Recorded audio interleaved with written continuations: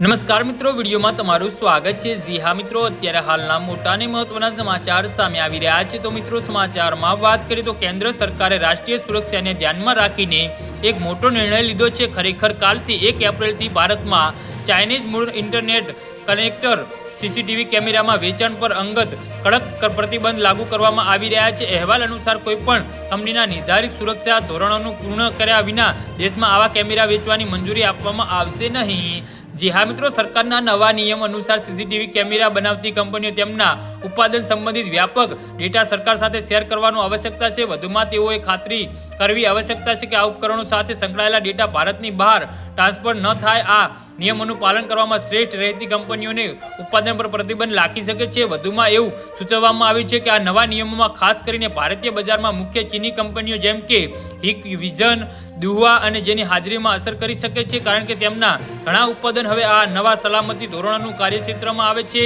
નવી માર્ગદર્શિકા હેઠળ સીસીટીવી ઉપકરણોનું પરીક્ષણ કરવું પડશે અને સરકાર દ્વારા નિયુક્ત પ્રયોગશાળાઓમાંથી પ્રમાણપત્ર મેળવવું પડશે। વધુમાં ડેટા સુરક્ષા અને સ્થાનિક ડેટા સ્ટોરેજ સંબંધિત નિયમોનું પાલન ફરજિયાત રહેશે। વધુમાં કંપનીઓને તેમના સોફ્ટવેર અને હાર્ડવેર ઘટકો વિશે વિગતવાર માહિતી પ્રદાન કરવાની જરૂર પડશે। જી હા મિત્રો, તો આના વિશે તમારું શું કહેવું છે તો નીચે મારી કમેન્ટ બોક્સમાં જરૂરથી જણાવજો અને મારી યુટ્યુબ ચેનલને સબસ્ક્રાઇબ કરવાની ભૂલતા નહીં। ધન્યવાદ।